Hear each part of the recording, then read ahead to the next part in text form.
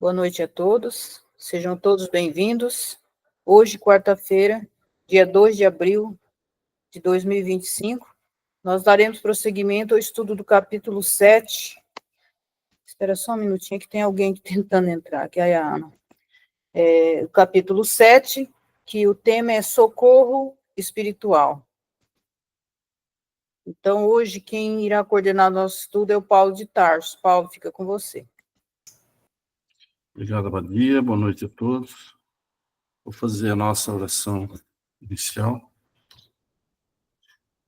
agradecendo a Deus, a Jesus, a espiritualidade, por esse encontro fraterno, que a luz divina nos encontre concentrados em adquirir o conhecimento para fortalecer a nossa caminhada.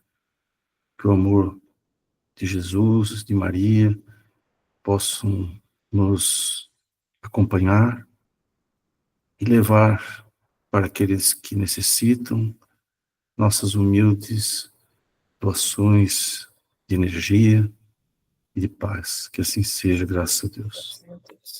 Meus amigos, hoje o assunto é socorro espiritual, como a Badia falou, capítulo 7. Nós paramos aqui, boa noite, Mauri, boa noite a todos. Nós paramos aqui onde está marcado aqui. Vou fazer um breve resumo. Então, aqui o Alexandre, nesse capítulo, junto com o André Luiz, eles são interpelados por uma senhora que pede ajuda para o filho dela, Antônio.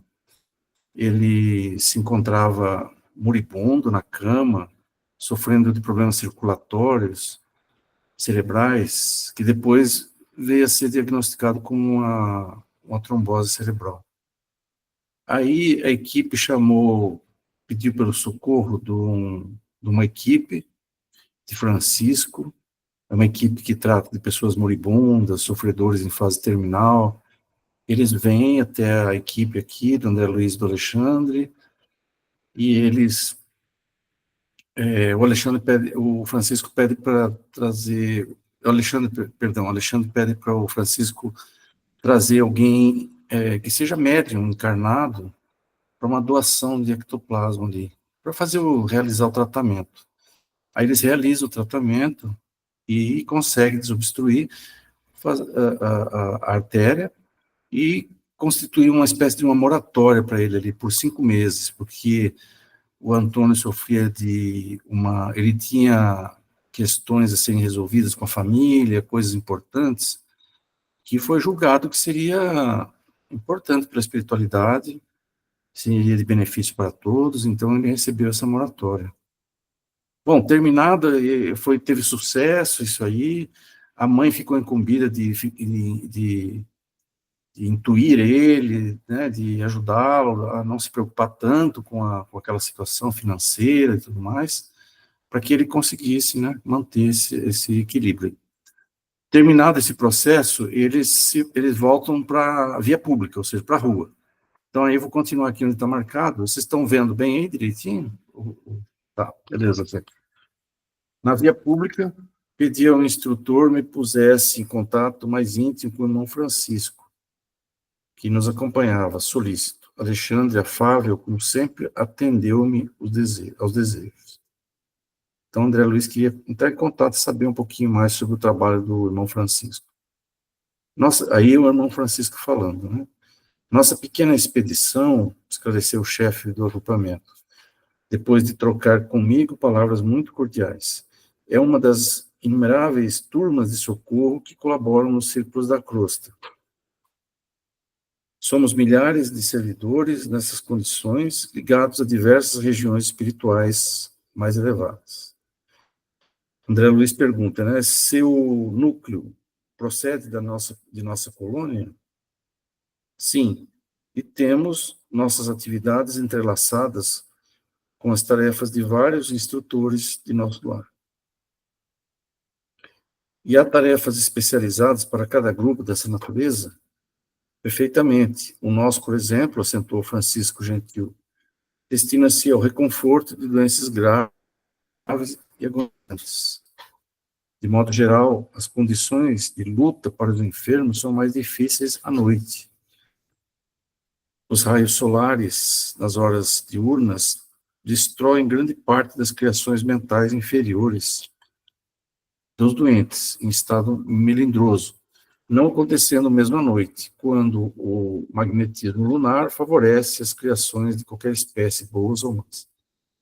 Eu já tinha comentado que o Ramatiz fala, né, que no período noturno existe uma ativação e um enriquecimento pela energia lunar do ectoplasma. Então, o ectoplasma se torna como se fosse mais sensível às nossas vibrações mentais. Então, a nossa criação mental, as nossas as formas, pensamentos, elas são maiores e mais intensas, né? Em vista disso, o nosso esforço há de ser vigilante. Quase ninguém no círculo de nossos irmãos encarnados conhece a extensão de nossas tarefas de socorro. Se vocês quiserem falar aí, vocês marcam aí. Permanecem eles num campo de vibração muito diferente das nossas e não podem apreender ou discriminar nosso auxílio. Isso, porém, não importa.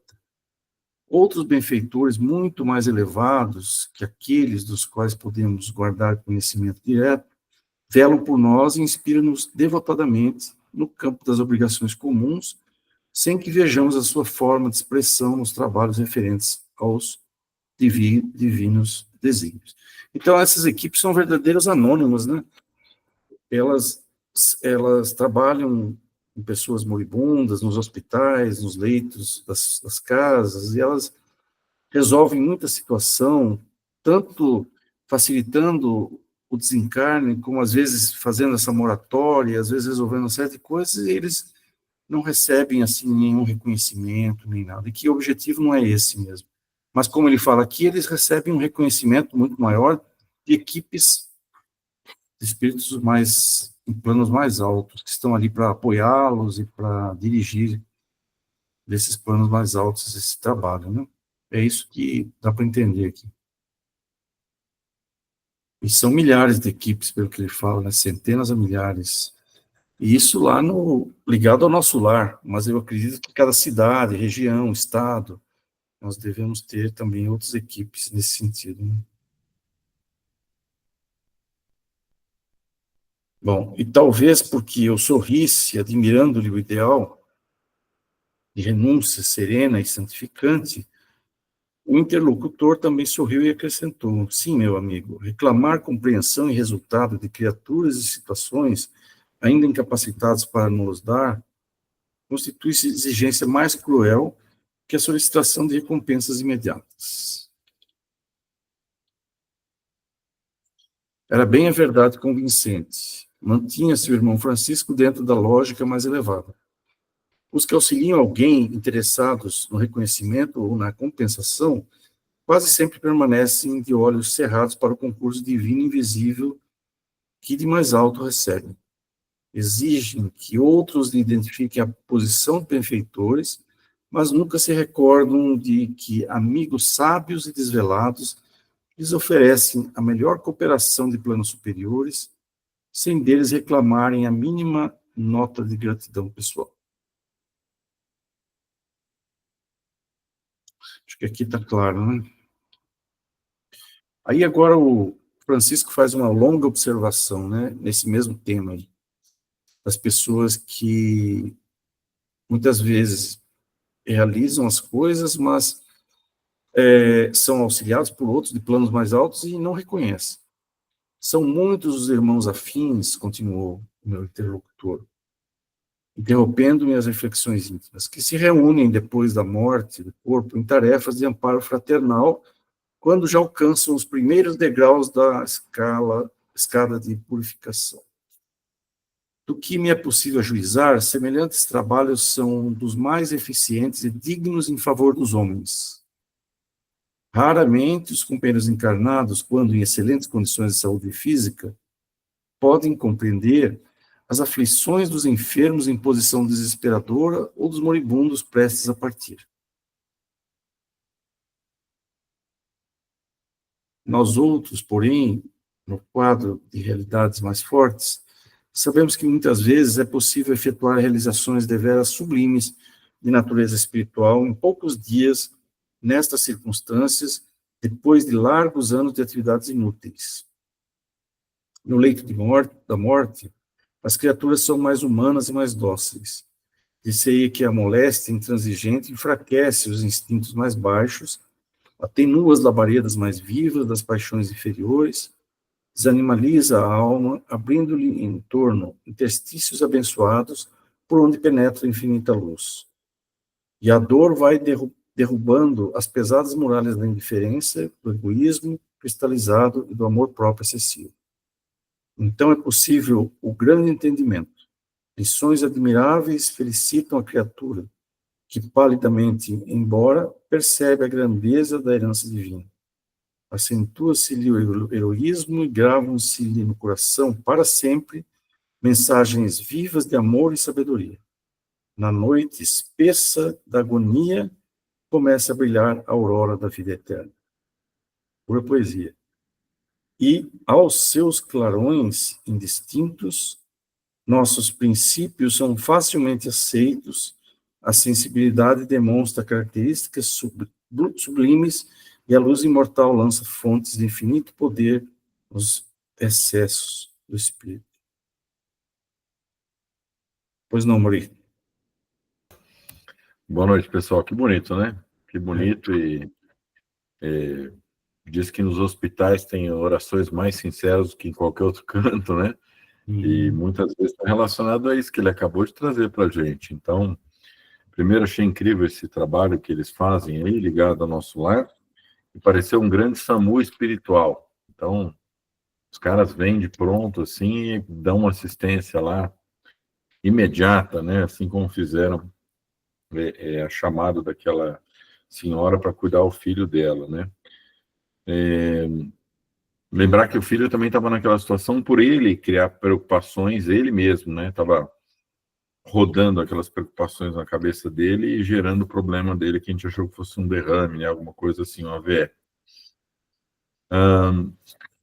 Essa parte aqui que ele fala da pessoa doente que vai possibilitando desenvolver o lado espiritual, isso é bonito de ver, né? Nem sempre isso acontece na doença, às vezes a pessoa passa pela doença de uma maneira muito pouco profunda, ou passa pela doença de uma maneira desesperada, e não consegue, entre aspas, aproveitar a oportunidade de crescimento que toda doença possibilita. Ele deixa isso bem claro aqui, né? Essa questão do enfraquecimento da matéria, ele favorece esse desenvolvimento do espírito, né? O Chico dizia, né, que o problema no olho dele era bom, porque quando ele estava querendo sair da linha, ele voltava, começava a doer o olho, então ele voltava pro Chico, né? O Chico querendo sair da linha, imagino que seja isso, né? Eu não imagino.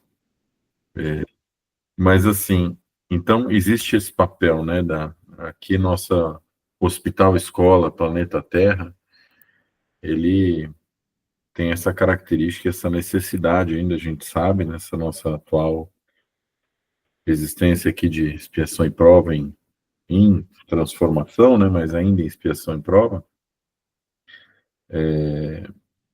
a gente precisa disso, né, para exatamente através da matéria fazer a ascensão do espírito. Então, isso é muito bonito de ver. Eu vi algumas vezes, sem querer alongar muito aqui, acho que o Paulinho deve ter visto também algumas coisas de pacientes, muitas vezes, que cai a ficha, né? Eu já vi familiares, já passei por algumas circunstâncias também que, quando você se vê, assim, numa situação difícil, numa situação grave, ele fala, né? Meu avô, por exemplo, meu avô era um cara extremamente durão, firme, e tinha que ser assim para levar a vida e sustentar a tropa toda que era grande e comia beça. E foi um cara muito batalhador, não sabia o que era ter férias, mas ele teve um derrame. Meu avô já faleceu faz tempo, já desencarnou, Mas, assim, ele mudou. E quem conhecia ele antes e depois, fala, olha, essa é a versão amaciada da história, que você não conheceu antes, né? Então, apesar de ser uma pessoa incrível, era um cara muito duro. E aí a doença veio trazer essa oportunidade para ele fazer essa... A doença é a oportunidade da volta ao equilíbrio. Não é uma coisa ruim. É a oportunidade de você repensar. O sujeito é estressado, come mal, trabalha feito maluco, não faz atividade física, está acima do peso, infarta. O que ele é obrigado a fazer? Controlar os horários, não estressar tanto, diminuir o trabalho, alimentação regular, atividade física. A doença é a oportunidade de voltar ao equilíbrio, né? Acho que eu falei bastante. Obrigado, Mauri. Eu acho que é na hora da doença que a gente sente a fragilidade nossa, né? E aí, nessa fragilidade, a gente vê a ilusão que é a matéria, né? E que, principalmente as pessoas que estão no momento mais terminal, assim, que está ou no momento que não sabe se ela vai ficar no plano físico ou não, acho que nesse momento a pessoa ela tem essa percepção que ela precisa, né, acreditar em algo além disso, porque senão não tem esperança também, né? É uma forma de se apegar mais ao espiritual, porque muitas vezes não tem mais como se apegar à matéria. Eu me lembro quando eu fiquei 11 dias internada, como que eu prestei atenção, como que é importante a gente estar andando lá na rua. Eu olhava quando eu consegui levantar da cama, né, que eu fiquei vários dias, que eu não fiquei 6 dias sem me alimentar e quase não conseguia caminhar também. O dia que eu consegui chegar na janela, gente, para mim era um prêmio poder ver quanto que era importante aquelas pessoas passando lá na rua e eu estava privada, né, de poder andar, né, de poder sair daquele local há tantos dias. Então, nesse momento, você vê como que a gente é frágil, né? Às vezes a gente pensa que a gente é tão forte, mas a gente tem essa fragilidade. De um lado a fragilidade, do outro lado essa força que é o divino, né? Que está dentro da gente e que a gente muitas vezes não olha para esse divino, às vezes a gente olha para fora, para as ilusões que a gente tem na matéria e a gente esquece desse momento. E é nesse momento que a gente volta e cai a ficha realmente. A Mauri pode falar. E olha que curioso, eu vou ler a frase aqui dele. Raramente os companheiros encarnados, quando em excelentes condições de saúde física, podem compreender as aflições dos enfermos em posição desesperadora ou dos moribundos prestes a partir. Então, assim, raramente a gente vai perceber. É o tal, quando você vive na pele, você entende o que está acontecendo. Mas dificilmente você consegue entender o processo que o outro está passando, que é extremamente profundo e intenso. Verdade. Bom, eu acho que essa parte é muito bonita mesmo. Os espíritos dizem que muitas reconciliações à beira da morte, sim, elas são fundamentais para a vida, pode economizar séculos de agonia para o espírito. Então, aquelas reconciliações que acontecem à beira da morte, né? O Décio sempre conta uma, né, a Mauri, acho que você deve conhecer essa, quando ele era residente, tinha um paciente terminal que pediram para ele sedar o paciente, para fazer o tal do M3, que ele falava, né, Mauri? M4? M1, M1 vai morfina, um monte de coisa, que é uma coisa assim absurda, que eu nunca aceitei aquilo. E ele não fez. Quer dizer, você ceda o paciente, ele entra em coma e depois acaba morrendo. Para mim, isso aí é uma eutanásia que os médicos falam. E ele recusou fazer, ele não fez. Aí, o que aconteceu no dia seguinte? Ele estava em estado terminal, já meio comatoso, assim, mas veio a mãe dele. Veio a mãe dele e eles se reencontraram depois de muitos anos, e se abraçaram e se perdoaram. Olha só se ele tivesse feito o M1 e tivesse induzido, assim, o coma pré-morte, assim, né? Você faz aquilo para tirar a dor da pessoa, tudo. Mas ele ia ficar sedado, ele não ia junto com a mãe, chegar numa situação daquela. Agora, outros casos são interessantes, assim, quando a pessoa tem parada cardíaca, com acidente, as chamadas experiências de quase morte, né? As IQMs. Nas experiências de quase morte, acontece uma transformação da pessoa. Elas voltam da parada cardíaca, elas voltam do coma, muitas vezes, e elas se transformam de um jeito, assim, totalmente imprevisível, elas passam a acreditar em Deus, na espiritualidade. Então, isso aí realmente é uma coisa, essa experiência que eles passam, e muitos deles, eles citam que eles se encontram num túnel, que enquanto a pessoa está fazendo massagem cardíaca, lá, eles se veem num túnel e que eles conseguem ver de longe, assim, algumas almas, assim, algum espírito. Então, ali houve uma interação, eles têm uma sensação muito indescritível de quase morte mesmo, de ter voltado para a vida, e aí eles se transformam. Então, o que ele está falando aí é que esse é o trabalho deles, né? É um trabalho muito bonito, um trabalho muito bonito mesmo. Ok. Fala, Maurício. Vou tentar ser rápido. Existe, eu acho que eu já comentei disso na antroposofia, eles falam disso, que você tem uma curva de espiritualidade, que ela é como se fosse uma parábola, assim, um sorriso, vamos dizer, e a curva da parte biológica, que é o contrário, né? Então, quando você está, digamos assim, com a curva biológica mais fraquinha, na velhice, vamos supor, você tem a da espiritualidade mais alta. E também, quando você tem a da espiritualidade mais alta, você tem a do corpo mais em formação ainda, a curva biológica mesmo mais incipiente ainda quando acaba de nascer, né? Então, também fala sobre isso. Beleza. Bom, aqui está o final do capítulo. Ele fez toda essa explicação do estado pré-morte ali e tal, né? O interlocutor fez longa pausa e rematou. Desse modo, conseguimos efetuar um serviço de assistência eficaz, carreando novos valores no campo da fraternidade e do bem legítimo. Nunca observou a paciência inesperada dos doentes graves, a calma de certos enfermos incuráveis e a suprema conformação da maioria dos moribundos? Muitas vezes, semelhantes edificações incompreensíveis para os encarnados que os cercam, constituem o fruto do esforço de nossos grupos itinerantes de socorro. Muito legal. Francisco enunciara sublimes verdades. De fato, a serenidade dos enfermos na condição desesperadora e a resignação inexplicável dos agonizantes, absolutamente distanciados da fé religiosa, não poderiam guardar outra origem. A bondade divina é infinita e em todos os lugares há sempre generosas manifestações da providência paternal de Deus, confrontando os tristes, acalmando os desesperados, socorrendo os ignorantes e abençoando os infelizes. Bacana. Então, esse aí foi o capítulo do socorro espiritual. Interessante para a gente compreender, né, as equipes de socorro espiritual. É muito bacana. Bom, acho que são 9h20, a gente pode começar no plano dos sonhos, capítulo 8. Pois não.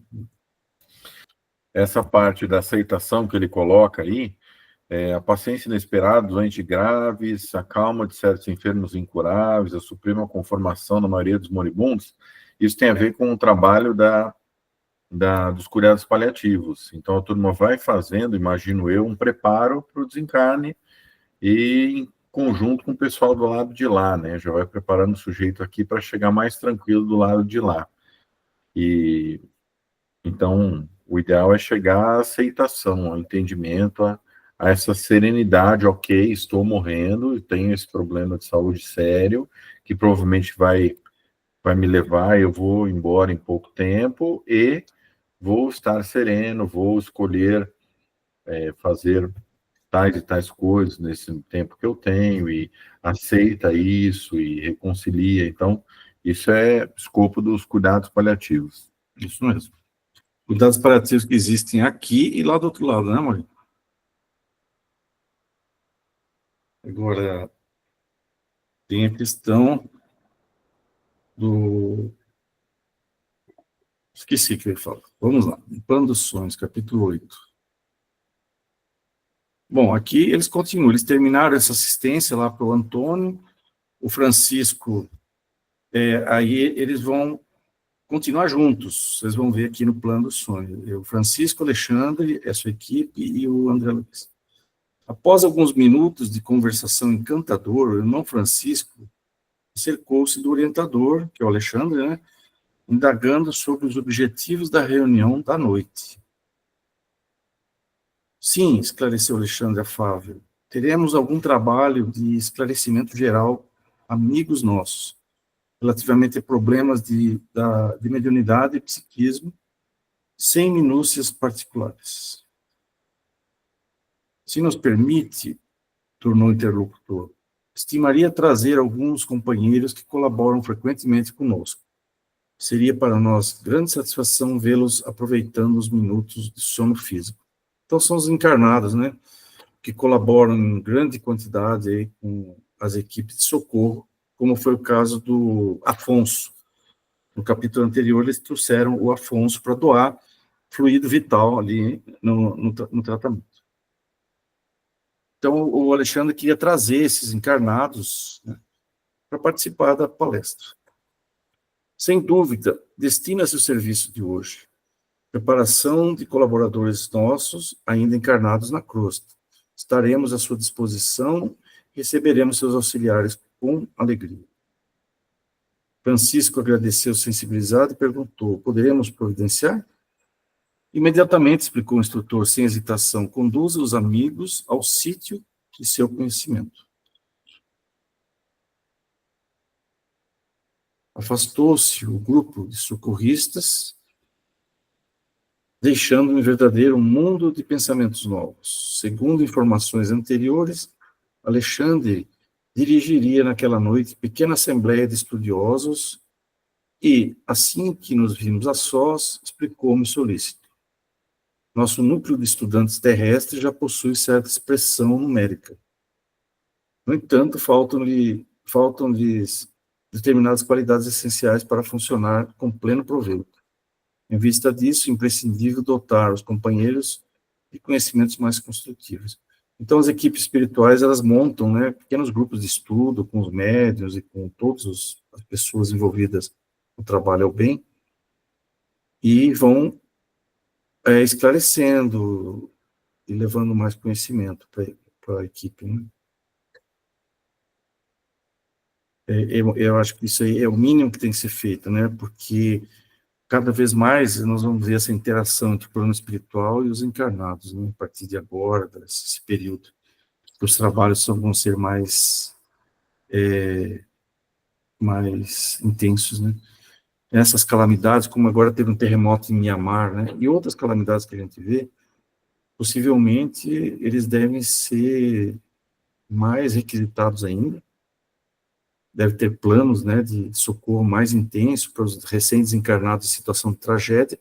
Todos nós sabemos que em situação de tragédia, assim, as pessoas no plano espiritual ficam bastante desorientadas e não sabem nem o que aconteceu às vezes, ainda pensam que estão encarnados.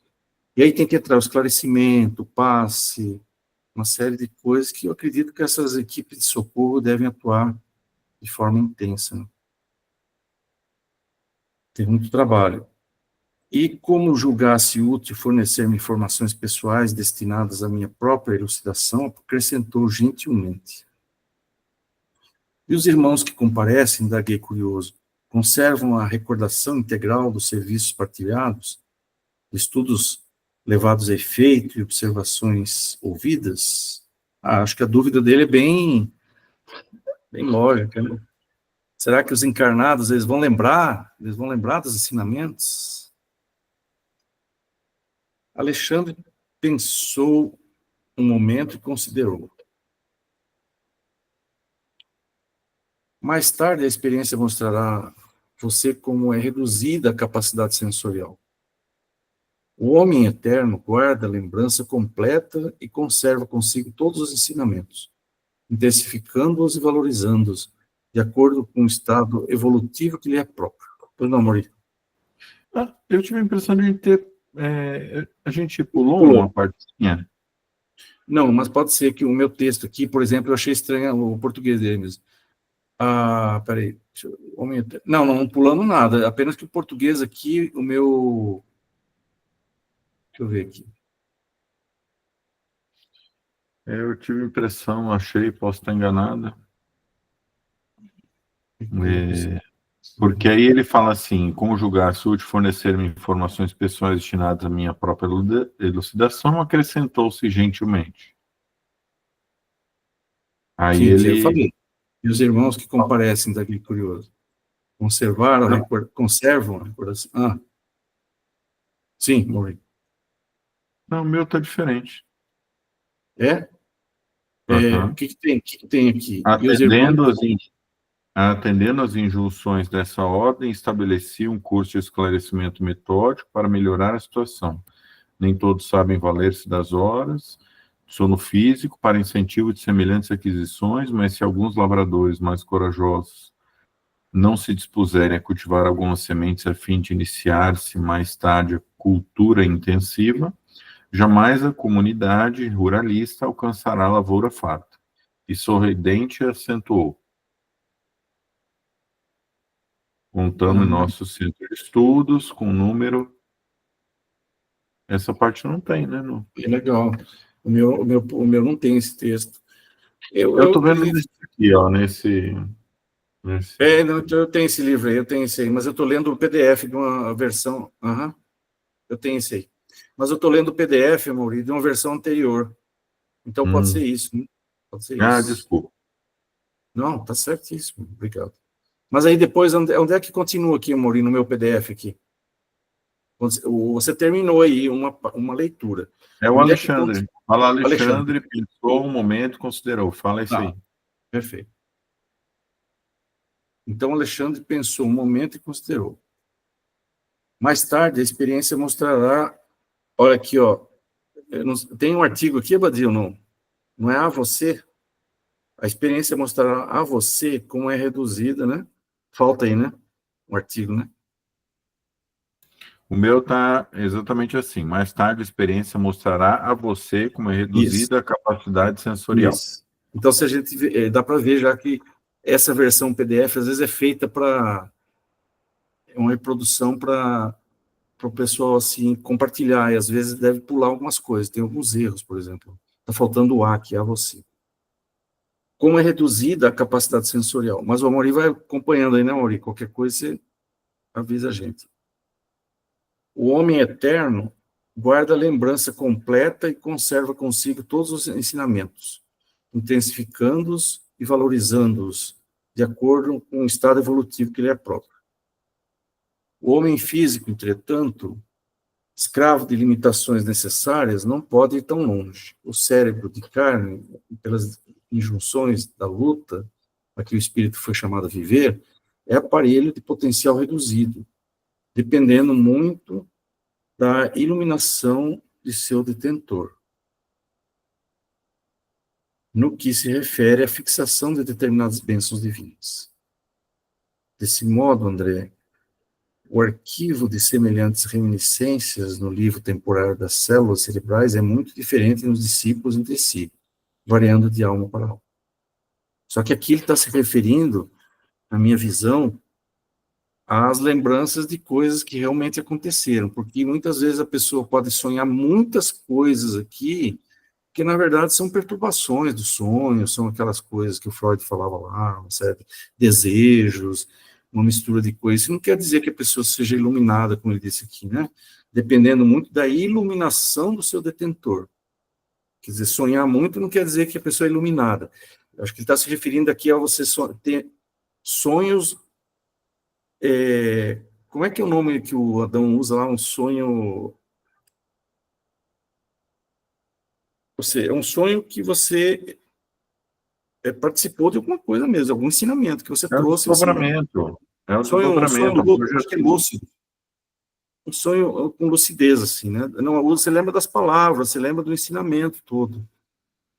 Com desdobramento, claro, né? Muitas vezes com desdobramento, isso mesmo. Ok. Entretanto, cabe-me acrescentar que, na memória de todos os irmãos de boa vontade, então todos, permanecerá de qualquer modo, independente se o benefício, ainda mesmo que eles, no período da vigília, não consigam positivar a origem.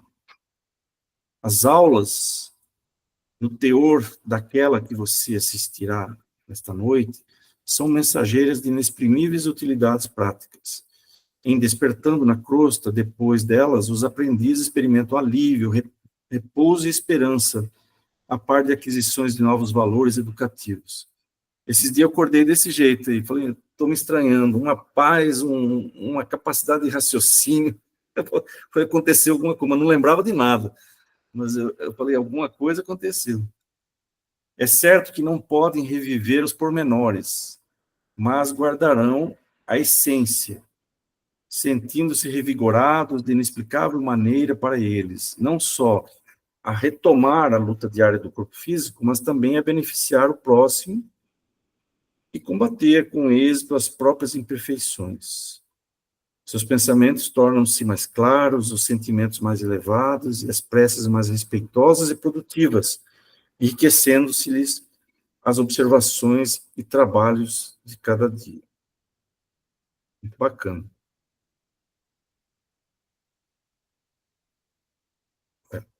Isso aí. Essas lembranças podem ficar como uma intuição, né? Nós ficamos com um dever, uma intuição de um dever. Muitas vezes acredito que essa intuição pode vir desses contatos que nós fazemos. Aí você tem uma intuição disso, daquilo, uma intuição vem aí desse trabalho, né, que é realizado. Sim, bom dia. É que, na verdade, né, muitas coisas ficam gravadas no nosso espírito, porque a gente não está com o corpo físico lá, né? E quando volta, muito pouco acrescenta, a não ser as pessoas mesmo que já têm essa experiência de, como ele fala, esse desenvolvimento, né, que a pessoa já tem esse desdobramento consciente. Aí ele volta, ele lembra, né, tudo que aconteceu. Adão mesmo, muita coisa, grande parte das coisas, ele sabe que ele foi lá, que ele reuniu com tal pessoa, que aconteceu isso, aquilo. Mas a gente só fica, mas no espírito da gente fica aquele conhecimento ali, né? E quando é necessário, eles acionam, ajuda a gente a acionar aquele conhecimento. Eu me lembro que um dia eu estava perguntando para o Eurípides, perguntei para o Eurípides sobre floral, ele disse para mim assim, mas nós já falamos sobre isso lá no astral, mas agora me pergunta, eu lá sei o que ele tinha falado, não tem ideia, né? Mas no espírito, né, aquilo ficou guardado, né? Só não ficou na questão como que fala, do cérebro físico, né? Da memória. Nossa. Isso. Mauri? Eu queria falar que essa questão do desdobramento, né, isso pode ser treinado, isso pode ser praticado, né? Existem técnicas que você pode te ajudar a fazer isso de uma maneira mais consciente, né? Tem um sujeito que fala há muito tempo sobre isso, que é o Wagner Borges. E o coisa também, o Valdo Vieira, né? O Valdo Vieira tem aquela projeciologia, uma série de coisas. E não, isso aí com certeza a gente pode melhorar isso aí. Mas, assim, é um caminho, né? É um caminho. Trazer esses ensinamentos reforça, né, o nosso caminho, com certeza. Imagina lembrar de forma lúcida todos os conselhos e tudo mais. Isso deve ser de uma maneira... deve ser incrível. Você não fica além da sensação, você traz isso, olha... tem uma orientação que foi feita para evitar a maledicência, evitar isso, evitar aquilo, prestar mais atenção agora, nesse momento do planeta. Pô, isso é a mesma coisa que você assistir uma aula, né? É muito mais intenso o impacto na sua vida, né? Então, eu acho útil esse tipo de desenvolvimento, de habilidade. Padinha? Segunda-feira, justamente, Catiana, a gente estava estudando o Livro dos Espíritos, que a Catiana estava falando sobre isso no Livro dos Espíritos.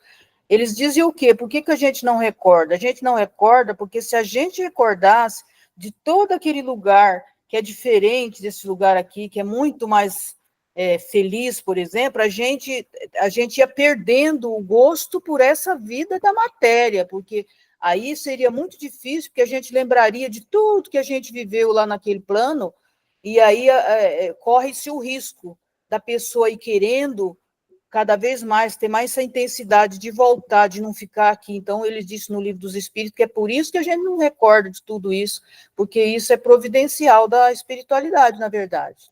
Isso mesmo. Melancolia, o nome disso, está no Evangelho.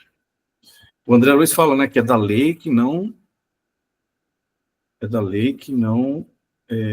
saibamos certas coisas que não vão nos ser úteis, de alguma forma. Então é isso. Bom, continuando aqui. É lastimável, disse eu, valendo-me de pausa mais longa, que todos os membros do grupo não possam frequentar em massa as instruções dessa natureza. Seria de extraordinária significação o ato de se congregarem mais de 300 pessoas para os mesmos fins santificantes, recebendo em conjunto sublimes bênçãos de iluminação. Na verdade, fazendo um parênteses, voltando a esse tema aí, a gente tem que ver que muitas pessoas de elevada estirpe espiritual, santos, mas eles não lembravam de sonhos assim frequentemente, com uma exceção, né? Aquela que foi Teresa d'Ávila. Teresa d'Ávila, que teria sido Maria de Magdala. A Teresa d'Ávila, a Ana que estuda bastante, lê muito, ela escrevia os seus sonhos assim, os seus desdobramentos, ela sabia onde estava indo, para onde estava indo, escrevia livros e livros, escrevia com detalhes os seus desdobramentos, locais de luz e tudo mais. Mas a maioria por exemplo, Madre Teresa de Calcutá, um espírito de elevada estirpe espiritual, e outro, Chico Xavier lembrava muito também do plano espiritual, né? Mas são pessoas assim de muita elevação já. Né? Bom, continuando aqui, sem dúvida, aqui o orientador do otimismo de sempre. No entanto, não podemos violentar ninguém. Toda elevação representa uma subida uma subida, e toda subida pede esforço de ascensão. Se os nossos amigos não se aproveitam da força que lhes é peculiar, se menosprezam seus próprios direitos divinos por olvidarem e por vezes detestarem os sagrados deveres que o Pai lhes confiou, como operar por eles se constitui lei primordial da vida, a realização divina e eterna para cada um de nós? Perguntando aí àqueles que não se interessam, que não vão, que não querem estudar, porque eu acho que isso aí é da mesma forma como aqui, muita gente aqui não quer estudar, não quer aprender, não quer participar, é o que ele está falando exatamente aqui. Ele fala, inclusive, assim, ó, se os nossos amigos não se aproveitam da força que lhes é peculiar, menosprezam os seus próprios direitos divinos. E também lá do outro lado, eles não querem estudar, não querem se aperfeiçoar, como operar por eles? Ou seja, como atuar através deles? Se constitui lei primordial da vida, a realização divina e eterna para cada um de nós?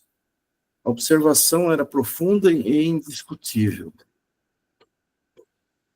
A esse tempo, defrontávamos vasto edifício que impressionava pelas linhas modestas, embora transbordante de luz. Ok. Transbordante de luz. Vamos agora ao trabalho, convocou Alexandre resoluto. Mas, objetei por minha vez, não se efetuarão as aulas na sede do agrupamento, onde se processam os serviços a seu cargo? Se o trabalho, respondeu-lhe atencioso, fosse puramente consagrado às entidades libertas do corpo material, poderíamos desenvolver os nossos esforços ali mesmo, com maior êxito. Mas, no presente caso, devemos atender a irmãos ainda encarnados que vêm até nós em condições especialíssimas e precisamos aproveitar os recursos magnéticos dos amigos que ainda se encontram igualmente em luta na Terra. Então, parece que eles poderiam fazer essa reunião lá no nosso lar, por exemplo. Mas a chegada dos encarnados lá é mais complicada, né? Vamos dizer assim. Então, eles estão fazendo ali numa região mais próxima da crosta, foi o que eu entendi, pelo menos. E chegados diante da porta de entrada, onde se movimentava grande número de companheiros do nosso plano, o instrutor explicou: temos aqui uma nobre instituição espiritista a serviço dos necessitados, dos tristes e dos sofredores. O Sagrado Espírito de Família Evangélica permanece vivo nesta casa de amor cristão que o Espiritismo ergueu por intermédio de uma venerável missionária do Cristo. Nossos trabalhos se desdobrarão aqui com mais eficiência relativamente aos fins a que se destinam.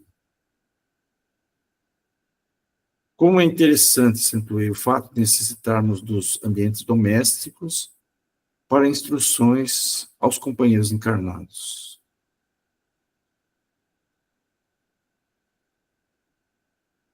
Sim, comentou Alexandre, com elevada sabedoria. Você não pode esquecer que grandes ensinamentos do próprio mestre foram ministrados no seio da família. Bacana isso.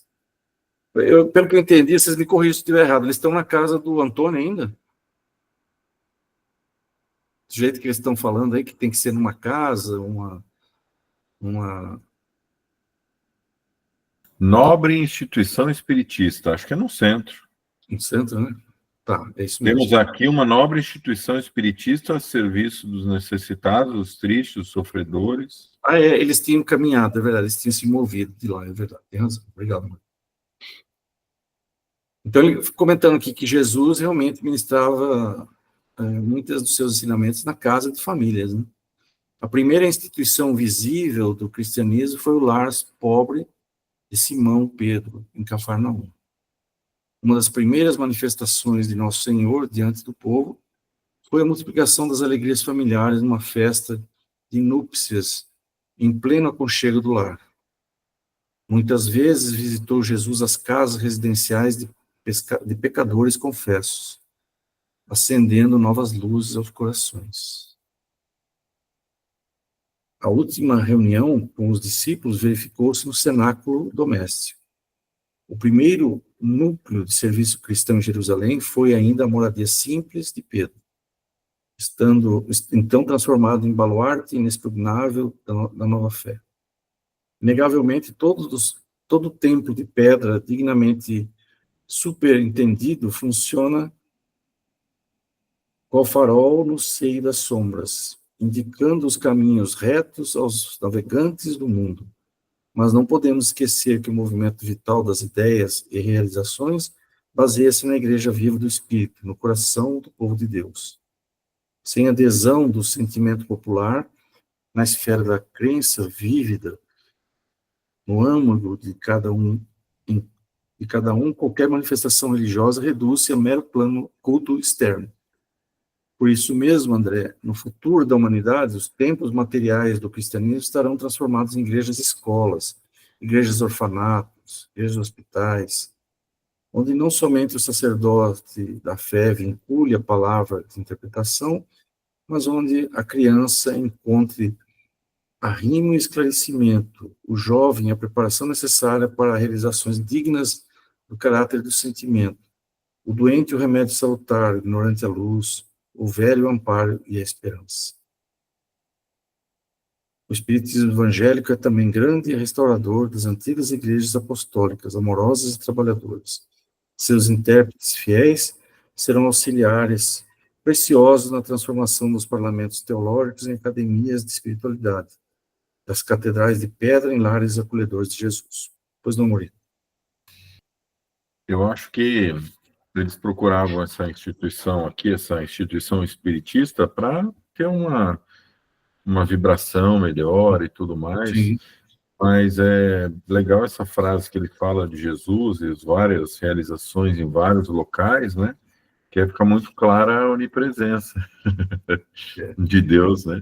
Deus, né? Então, você pode estar em qualquer lugar, qualquer buraco fundo, sem luz, não tem um no universo inteiro em que Deus não esteja ali, né? Então, assim, isso é muito, muito bom de pensar, ouvir e perceber, né? Que Deus sempre vai estar presente, seja lá onde for. Apesar do que ele está falando aqui, esse parágrafo grande dele, lá no núcleo assistencial, quando o Adão faz as palestras dele, fala que a gente muitas vezes é levado para alguns locais que eles chamam de ashrams, né? Os ashrams, não sei se estou pronunciando certo. Isso é mais vamos dizer assim, dos ascensionados. Eles têm alguns ashrams, alguns locais na Terra, e às vezes até algumas naves, segundo, né, as pessoas que são mais entendidas, para que a gente estude, que a gente se desenvolva. Eu vejo isso com muita clareza, não vejo porque tem que ser só no centro espírita do plano. Eu acho que existe opção para tudo. Assim como aqui na Terra você vai fazer um curso, aqui vai fazer lá na estação orbital ISA, né? ESA, ou você vai fazer, acho que eu falei errado, mas a estação orbital. Ou você vai fazer um curso via internet, ou vai fazer... Eu vejo que onde você tiver condições, aonde tiver os mestres, os orientadores, os instrutores tiverem condição de te levar até lá, isso vai acontecer. Vai depender do planejamento, do que eles querem, e também do que nós desejamos aprender, né? Eu quero aprender uma técnica de passe especial, uma técnica diferente, e só vai ter lá num lugar distante, às vezes não vai ter aqui. Pois não, Badia? Então, quando você fala no centro espírita, é mais por conta da questão do trabalho da desobsessão, né? Porque daí é diferente. Por quê? Porque ali no centro existem os guardiões, né, que prepara todo aquele ambiente por conta do pessoal do outro lado lá, né? Então, por exemplo, se eu vou fazer uma reunião da forma que faz no centro espírita lá na minha casa, eu não vou ter aquele amparo que tem, né? Agora, em questão de oração, de trabalho sei lá, de outras coisas, não tem, isso é normal, mas no centro espírita, quando fala, é por conta disso, né? Eu não vou fazer um atendimento lá de desobsessão lá na minha casa, porque lá não vai estar todo aquele preparo que a espiritualidade fez para que isso fosse feito. É nesse sentido que se fala que esse tipo de trabalho é feito no centro espírita por conta desse trabalho que existe os guardiões, né, que estão ali, prepara todo aquele ambiente, é nesse sentido, né, que se fala na questão do centro espírita, só por isso. Sim, sim, beleza, isso mesmo. Daria tudo o que estivesse ao meu alcance para continuar ouvindo as encantadoras elucidações do orientador, mas nesse instante transpunhamos o limiar. Verifiquei que faltavam apenas 5 minutos para 2 horas da madrugada. Pelo grande número de entidades que vieram céleres ao nosso encontro, percebi que havia enorme interesse em torno da palestra instrutiva da noite. Não se achavam presentes apenas os aprendizes ligados ao esforço de Alexandre, em sentido direto, mas também outros amigos trazidos até ali por... Perdão. Não se achavam presentes apenas os aprendizes ligados ao esforço de Alexandre, em sentido direto, mas também outros amigos trazidos até ali por afeiçoados no plano espiritual. Tá certo. Isso. Acercou-se de nós com mais intimidade, pequeno grupo de companheiros, destacando-se um deles, que conversou com Alexandre de maneira mais significativa. Ainda não chegaram todos, indagou o instrutor, com interesse afetivo, após trocarem as primeiras impressões. Percebi claramente que se referia aos irmãos encarnados que deveriam comparecer na cota de frequência do grupo, de que era ele um dos diretores espirituais. Faltam-nos apenas 2 companheiros, elucidou interpelado. Até o momento, Vieira e Marcondes ainda não chegaram. Urge iniciar os trabalhos, exclamou Alexandre, sem afetação. Devemos terminar a tarefa às 4 horas no máximo. Aí eles têm todo um esquema, né? Porque 5 horas, 6 horas, as pessoas já estão acordando aí, muitas vezes. E mostrando singular interesse de amigo, acrescentou: quem sabe se foram vítimas de algum acidente, convém positivar no espírito de calma decisão que lhe é característico, recomendou ao auxiliar que lhe prestava informações. Sertório, enquanto vou ultimar algumas providências para as instruções da noite, observe o que se passa. Respeitoso, o subordinado interrogou: caso estejam os nossos irmãos sob influência de entidades criminosas, como devo proceder? Deixá-los então onde estiverem, replicou o instrutor resoluto. O momento não comporta grandes conversações com os que se prendem deliberadamente ao plano inferior. Findo o trabalho, você mesmo providenciará os recursos que se façam necessários.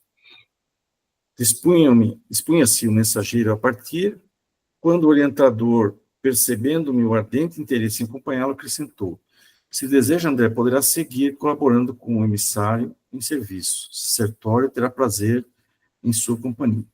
Ou seja, André Luiz tinha como que a gente diz, tinha passe livre aí para ir para todo lugar, né? Que já estava sendo preparado aí para fazer esse livro. Agradeci extremamente satisfeito e abracei o auxiliar de Alexandre, que me sorriu acolhedoramente. Saímos. É indispensável atender o mandado com presteza. Todavia, satisfazendo minha curiosidade, Sertório explicou generoso. Quando encarnados na crosta, não temos bastante consciência dos serviços realizados durante o sono físico. Contudo, esses trabalhos são inexprimíveis e imensos.